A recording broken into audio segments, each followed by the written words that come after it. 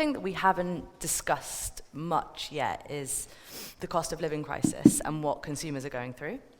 That was really brought home for me last week. The guy who lives above me, father of three, just had a newborn baby.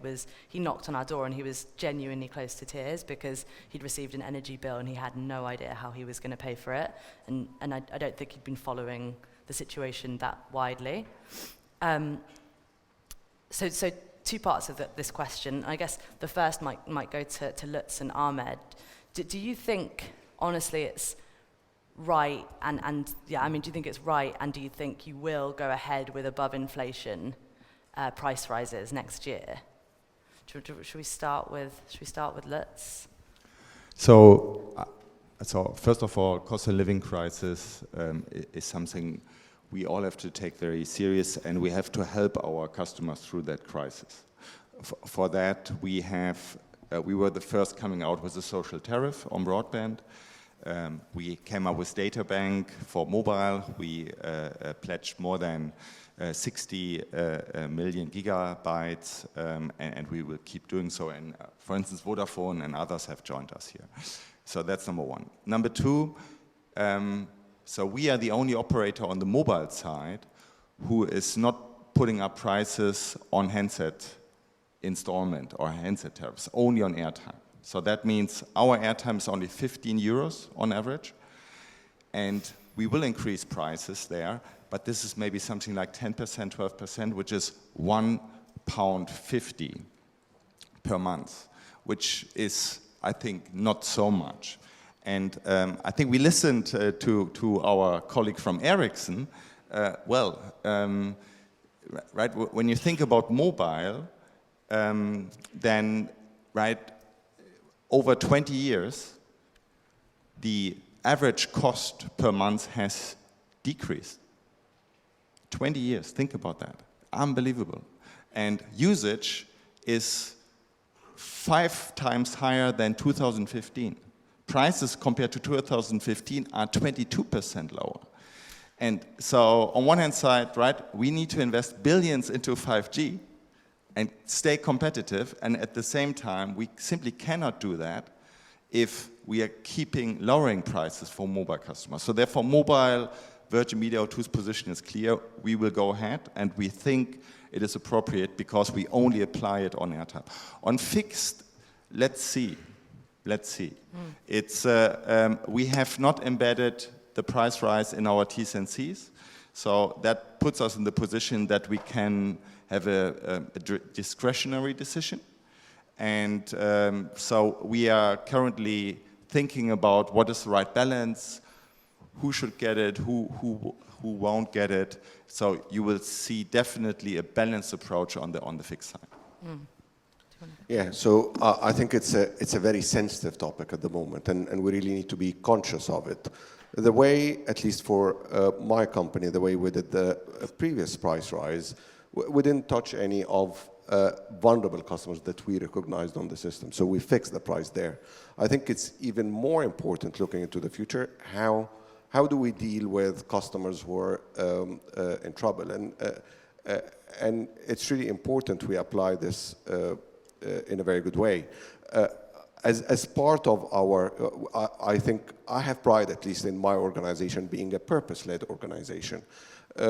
We're part of what we implemented even before the cost of living crisis was Everyone.Connected, where we pledged 1 million of free connectivity, mobile connectivity, to those suffering from digital divide. We're currently, I would say, more than 500,000 there, so we've provided more than 500,000 of this target, and we're on good track to providing the rest of this target. We did the social tariffs, as Lutz was saying. I think a lot of initiatives from the industry, but we've done, I would say, the first mobile Voxy for now, which is for £10, so a social tariff for to support vulnerable customers. So, and a number of other initiatives that are included as part of Help the Household government-led initiatives. So we're very active on this front, and I think as an industry we need to do it. Important to say that the support of wholesalers, so everybody looks at the retailers when it comes to social tariffs, but I think we do rely a lot on wholesalers, and I think taking more of a narrower focus on how we support those in need in difficult times from a wholesale perspective is another initiative that I think is very important. That's the first part, answering your question. I think the second part, it's never easy doing price rises, but let's look into the reasons or drivers of why the industry needs this. I think on many cost lines, specifically when it comes to energy, the industry is seeing way above, say, CPI increases on some of the cost drivers. So it's important that we see that the cost of living crisis is not only impacting the consumer sector, but it's also impacting the business sector. And there is a point beyond which it doesn't make much sense to invest in network if all of it is going into covering for inflation cost without really hedging. We can never speculate, and especially in the presence of this lovely bunch, on what the pricing is going to look like or what should we do about future pricing. But I think it's important to acknowledge the pressures that are on the industry and how we should mitigate them. Okay. And it's never easy putting prices up. We have to acknowledge it's very difficult on us to put the prices up, but it's there for a reason. Great. Tristia, can I bring you in? And just, I'd like to respond to what they said, but just to add to that, your latest, TalkTalk's latest annual report showed that customer numbers fell by about 120,000, I think, with churn at 1.6%. Given that you're a value brand and it's a cost of living crisis, how do you see that playing out? Do you think that number's likely to reverse? You're likely to get a load of the customers leaving Virgin Media, leaving other companies, or could that make you more vulnerable to contract renegotiation? Very good questions. I think, first of all, obviously, TalkTalk has always been the challenger. I think we're 20 years old. We've always been the affordable provider. We have 4 million customers. We're very proud of those credentials. I think the cost of living crisis is very serious. I think it's going to get a lot worse. I think things are going to be really tough. I think ultimately, in the end, medium term, and I think this is true across all political parties, in the end, access to super fast connectivity, whether that's 5G, as we've just heard, or whether it's full fibre, is the ultimate answer. It's the ultimate piece of levelling up. I think there are probably 3 things. First, affordability. We are going to have to make sure that large swathes of the country can afford what is essential in people's lives, which is connectivity. The second, I think, is competition. We think thriving competition amongst wholesalers is excellent. I'm very glad it's here. And I think you can see a market that's really, really starting to operate. Just look at the number of alternative networks that we have here. And the final thing is access. There has to be access nationwide. And I think all of industry, plus government, plus Ofcom, need to work together on that.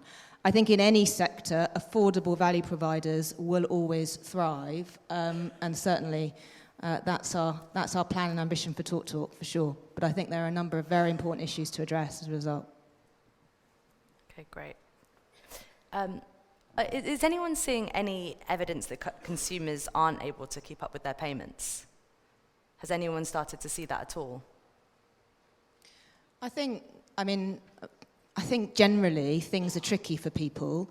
I think the UK, I think Ofcom did this report, has some of the most affordable, certainly broadband in the country, actually. I think, TalkTalk's played its part in that. But I think we do have affordable pricing versus Europe. Also, very important to remember how essential this is in people's lives. We saw it through COVID, we've seen it in home working, we've seen it with homeschooling. We've seen people coming out of office space and doing, small businesses, etc. So I think so far so good, but I think, as we've said, we have to take it very seriously looking forward. Okay, great. I want to move on and talk a bit about the structure of the broadband market, which we touched upon.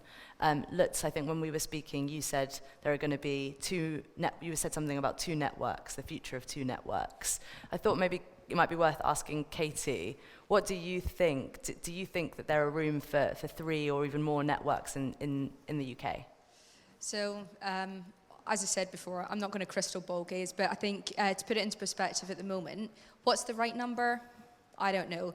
If you look at some of the reports, I think Analysis Mason has said there's commitments to build to 75 million prems, of which I think there are about 32 million in the UK. So certainly there's going to be enough premises built if everyone keeps to their commitments.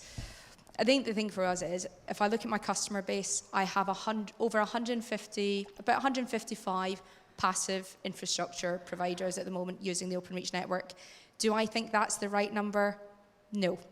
However, I'm not going to be drawn on whether or not it's 2 or 3. I think the reality for us is we've been really clear. Regardless of whatever the number is, Openreach is still going to continue to build fast and at scale. And yes, Greg, I do think we are building everywhere. I'm sure you can feedback if we're not, but that is our plan, and we'll keep doing so.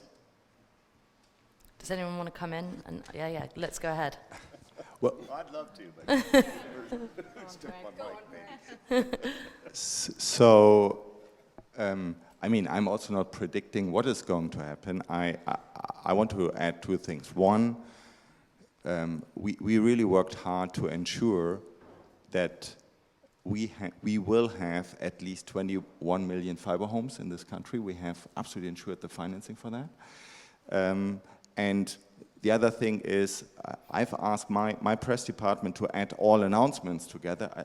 They came up with 90 million.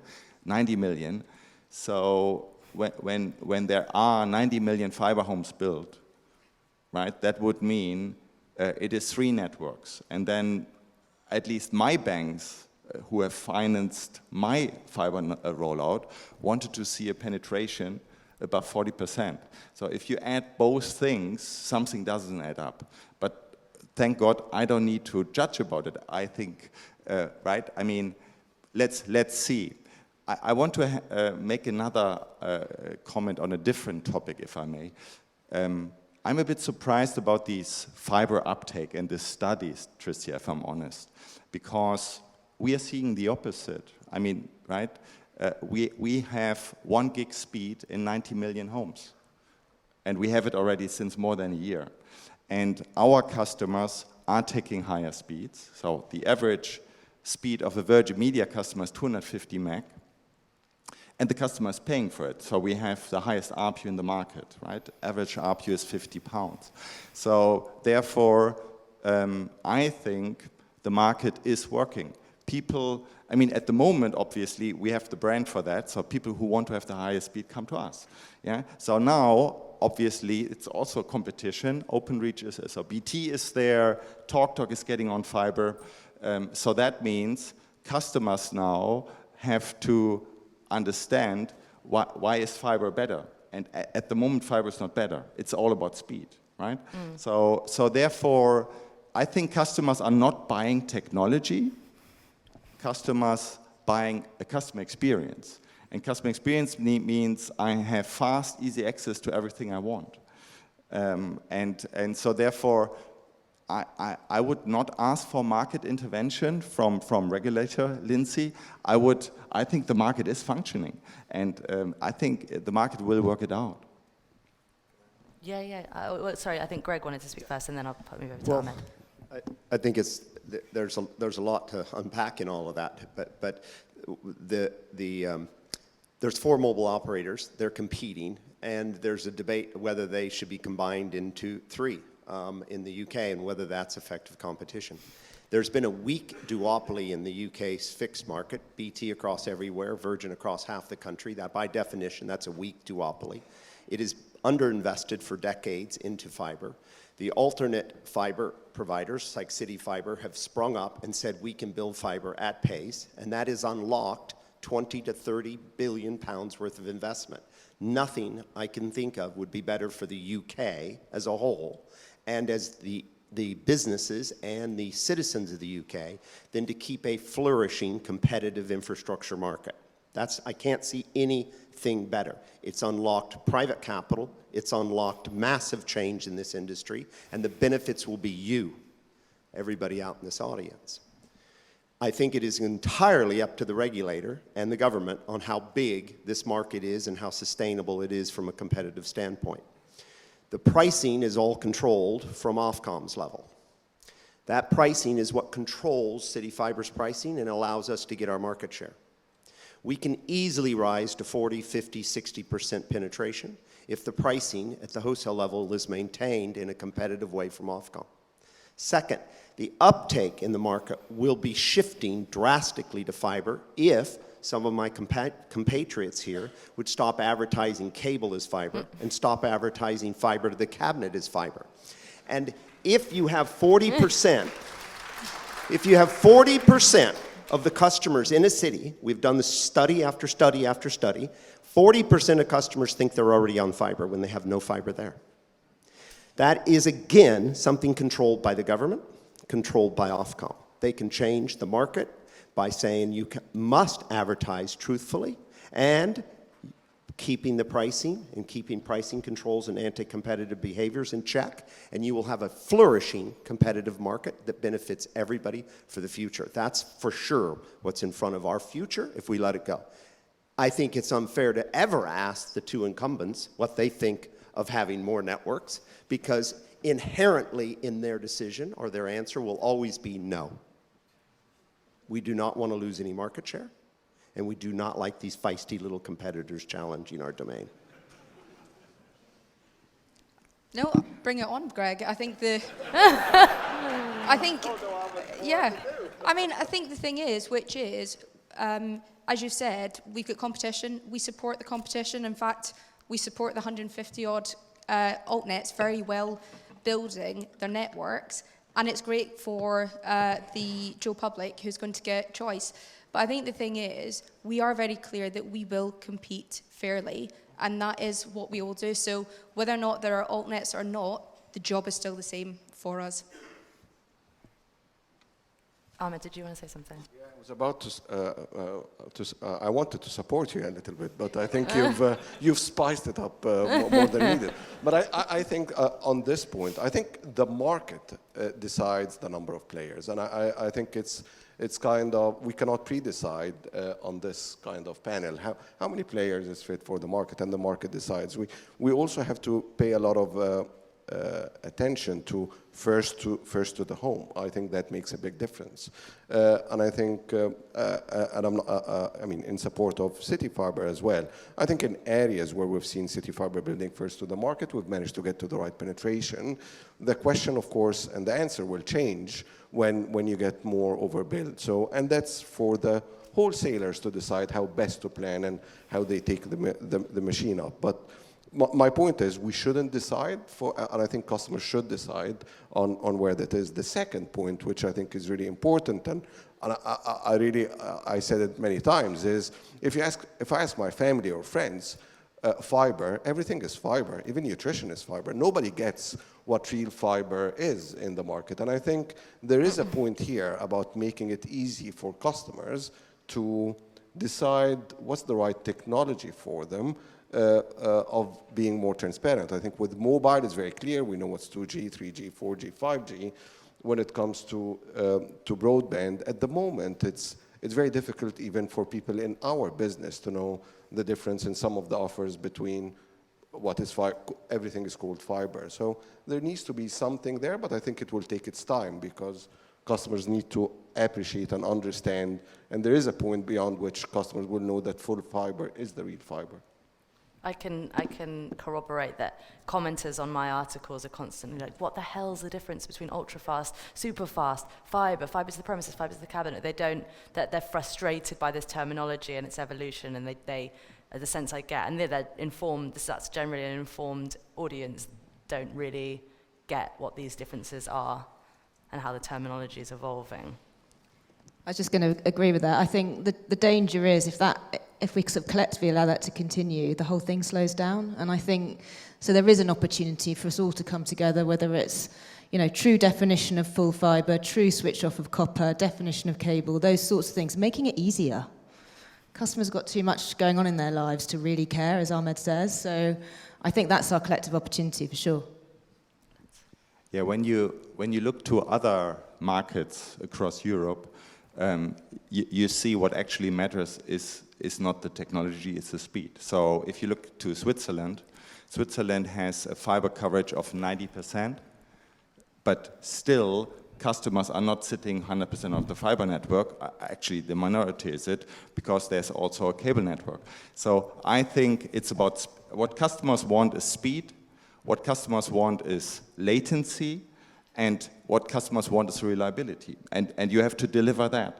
And I think we as an industry, we are always falling a bit in the trap to talk too much about technology, because customers are not really interested in that. What they want is get connected to what I want in the most easiest way and make my life easy. This is what they want. So on that note, Katherine, maybe I could bring you in and just ask, given that customers don't really care the terminology, they just want to be able to speak, they want to be able to use their applications, they want it to be seamless. Do you think fibre, and you touched upon this a little bit, but do you think fibre has been overhyped? And do you think that, can you talk a bit about the extent to which 5G could actually replace fibre, and in what contexts? Yeah, and I think that's really key. And actually, in the same way as there's different flavours of fibre, or maybe not totally fibre, there's different there's different flavours of 5G as well. So actually, what you'll see is that improve further over the next year or so as we move towards standalone. And what we'd also love to see is more of the mid-band 5G technology, which is faster. But in terms of where does it sit with fibre? I mean, I think genuinely there's a place for both, because it would be the wrong thing to do to say that there isn't. However, I think we can be much more ambitious about how we use the 5G. So, you look to other countries, particularly North America, to Scandinavia, where they're using much more fixed wireless access. So that's a way of getting that connectivity out to areas much quicker. Tends to be rural areas, but not entirely actually, and it just helps provide that competition. And if you're not talking about fibre, but you're talking about super fast connectivity, that gives it to you.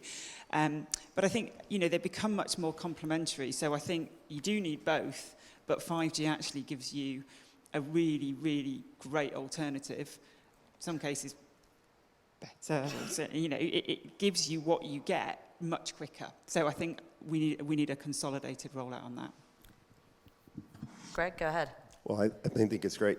One thing, we get super hyper-focused on the consumer, but we're connecting 3,000 of threes mobile base stations to enable them for 5G.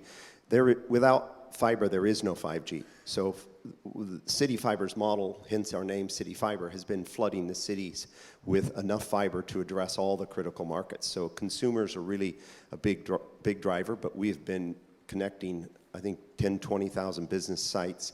We're connecting in all of our, in 50% of all the cities we're across, we have all the public sector estate entirely connected to fiber on CityFibre's network.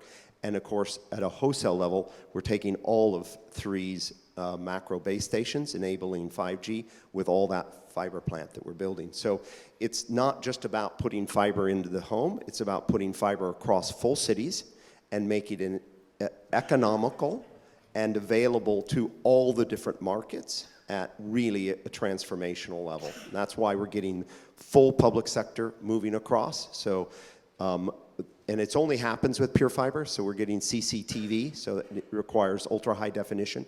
CCTV orders from Glasgow for 700 locations because they need high definition TVs throughout their cities. We're doing the traffic lights in Peterborough and multiple other cities because all the traffic lights need reliability. They can't be on a cable network or they can't be on a fiber to the cabinet network because it goes down too much, but they can put it on a fiber network that has 99.999% reliability. So it's about having the foundations of fundamental digital infrastructure that's world-class, and that's just pure fiber, nothing else. And that's why there's only one flavor of fiber, which is 100% pure with nothing in the middle. And as Tristia says, it's completely green, it's CO2 less, requires no maintenance, and it definitely is the future when you look out and see what the foundation is. Lutz, can I bring you in to the extent to which you see 5G usurping or improving upon fibre? Like, where are the limitations of one, and does the other one start? Yeah, so first of all, I agree with Greg. We are also connecting a lot of base stations, not only on our own, also from Vodafone, for instance, and others with our fiber network. So you need fiber for that. I think from a mobile industry perspective, I mean, let's not talk around it. It's a question of timing. Yeah. At the moment, there is not a mass market use case on 5G where customers say, I need a 5G phone tomorrow. Without that, I cannot live. It's not out there. Let's not fool ourselves here. Yeah? I mean, I have a 5G phone, but I can do most of the stuff with 4G at the moment as a consumer, right? As a company, it's a different thing, right? So in the B2B business, I think there are brilliant cases on the B2B side where you need the 5G technology, latency. So we are supporting British Sugar with a fully automated production based on 5G. We are covered the first hospital in London, helping patients with 5G. So there is stuff where I agree with Greg. You need fiber and you need 5G, and you get to solutions which need that technology. So therefore, and this will also happen in the consumer market. I mean, the metaverse, sorry to say it, it's not here yet, or maybe I missed it personally as a consumer, but it is knocking at the door. It will come, and so therefore, I think it's a timing question, right? And this timing question translates to all of us into timing of investments, right? If you are too early, there's a lot of capital in the ground and you don't get the payback. And then if you do it too late, your competitors are faster, or even international, you miss the boat. I don't see us missing the boat international currently on the 5G. But therefore it's a timing. The same with fiber, right? I mean, on the fixed side, when customers are living in the metaverse, you need fiber. Therefore, we are building fiber.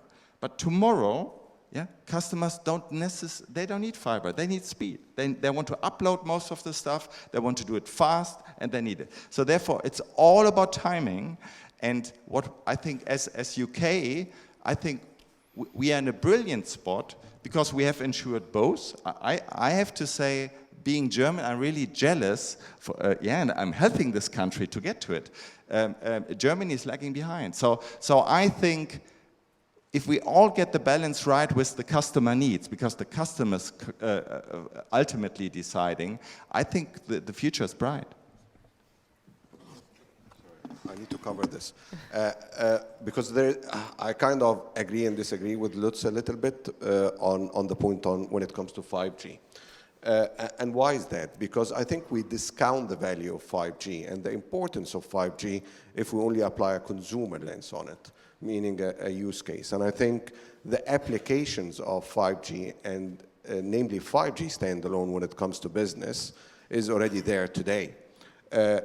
We see it in hospitals, we see it in manufacturing, we see it in transport, autonomous vehicles. I mean, the number of applications and use cases that we are already providing to many of the critical industries, energy sector, power plants. I mean, I can name like a number of use cases where it cannot work without 5G. You cannot have a modernized manufacturing plant without 5G.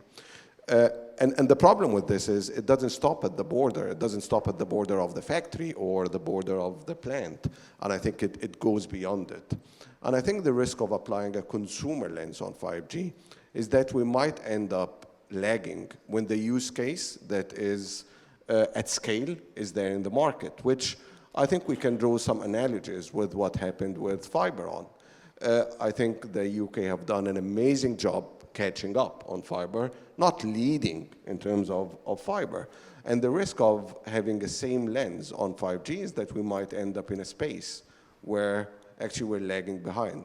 And deploying 5G is not only an industry thing. I think regulation plays a big role in interpreting a regulatory environment for a 5G world that is actually until recently is written for a 3G world. And here I speak of net neutrality, how we manage slices when it comes to 5G. So there is a lot to be done there so that when the use case that is at scale from a consumer perspective is there, we are ready. And then a very small point, I think what the pandemic did is that now we have a hybrid way of working that I would say all of us are seeing. A lot of us are working on the move, a lot of us are working from home and also from the office. And with this need, with this in place at the moment, I'm seeing network traffic on mobile network increasing substantially. The role of 5G from a spectrum, from a use bandwidth perspective, plays a significant role so that we're not really in a capacity crunch when it comes to managing the natural evolution of traffic. And here we also have to look into what's using the network, because today the network is used mostly by OTTs, but they're not really paying for it. So there are a number of topics here that are important, but 5G it plays a significant role. Sorry, I get emotional about technology, but it's, I think it's important we address it in the right way. I'm gonna, there's so much more I wanted to talk about, but that's the end of our panel. So thank you so much. I really appreciate it.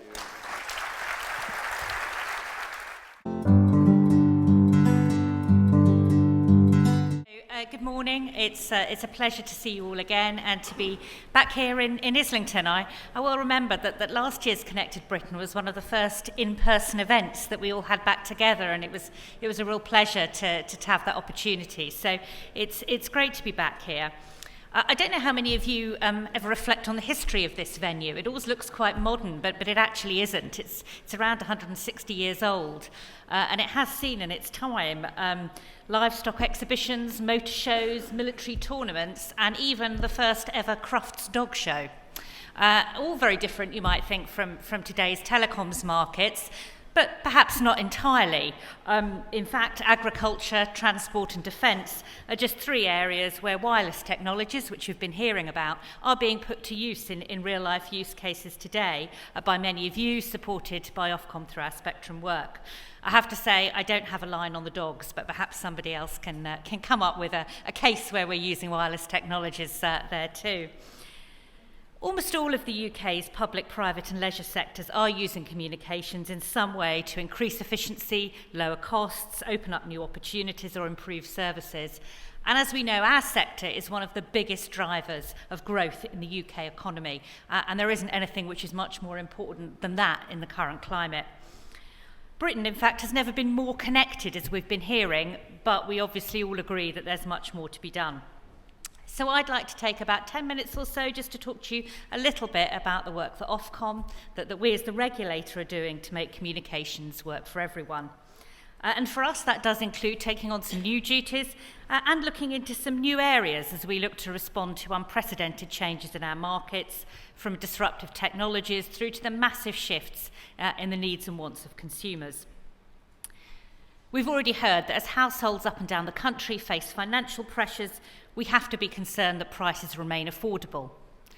But also, as our telecoms infrastructure face the threat of cyber attacks, there are new duties to keep networks secure. And as the traditional telecom sectors converge with the online world, we're preparing to look at some new areas where regulation might be required. So I'm going to spend quite a bit of my time talking about some of those new areas. But before I do so, I think I'd be a bit remiss not to respond to some of the things that we've heard about today, which of course is all about getting faster, more reliable broadband to every UK home and business.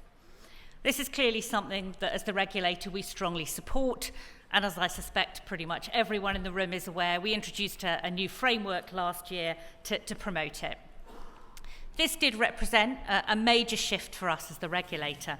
We moved away from traditional regulation based on costs and instead we granted companies pricing flexibility on higher speed wholesale broadband products.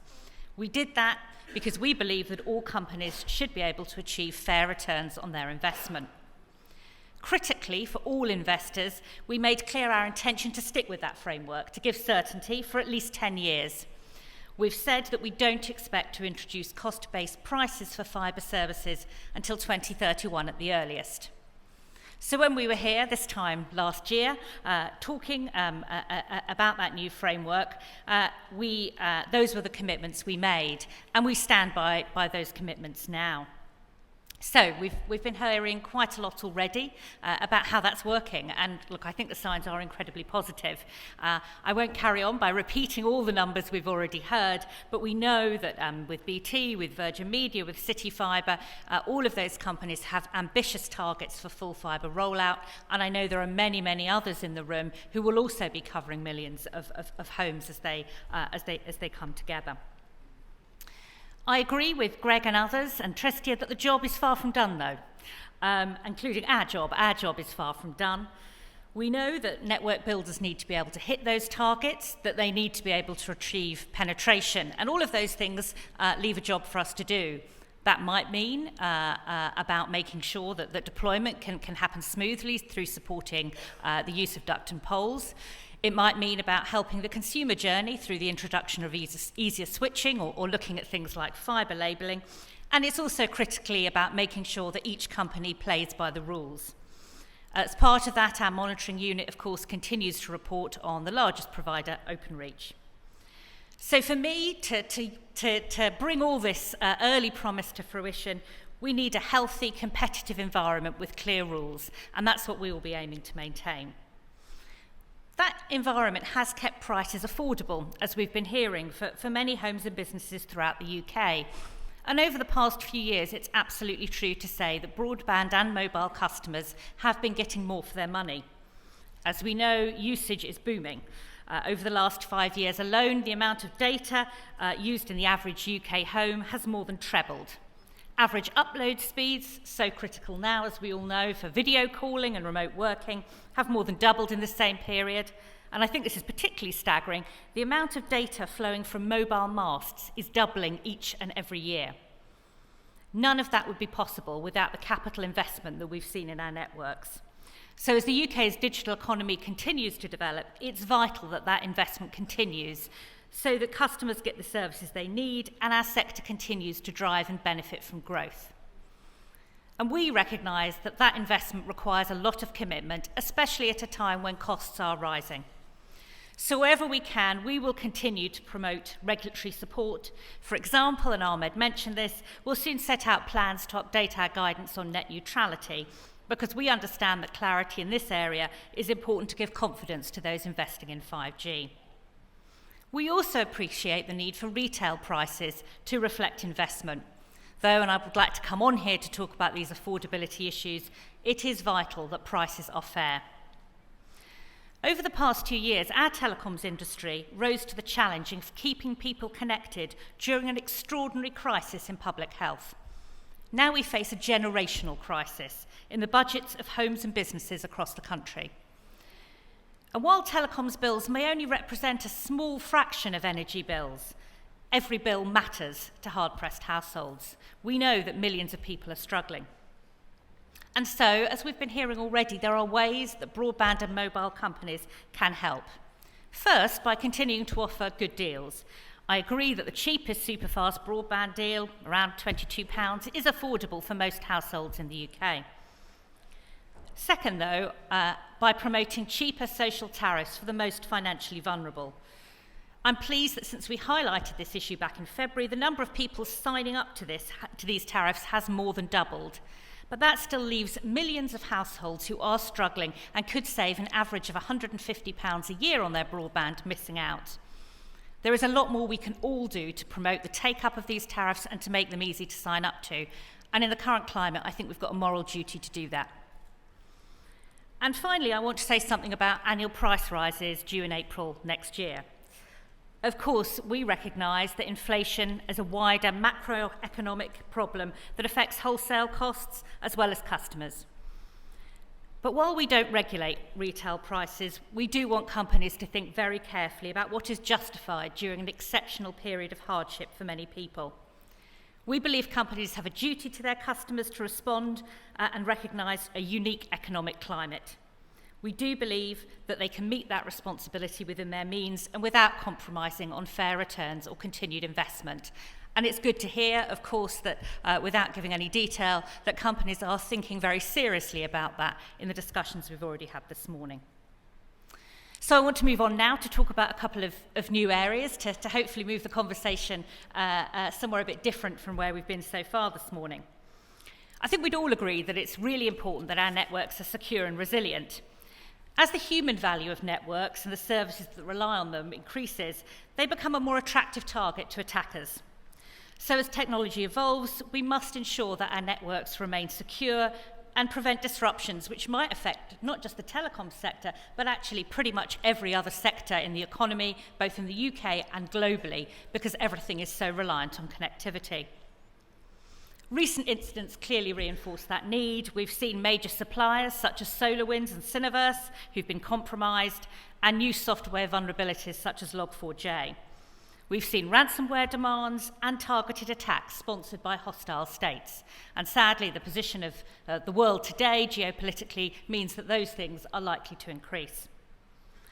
These are just some reasons we need a strong, forward-looking security framework. And last year, the Telecom Security Act came in, setting a new legal framework for regulation.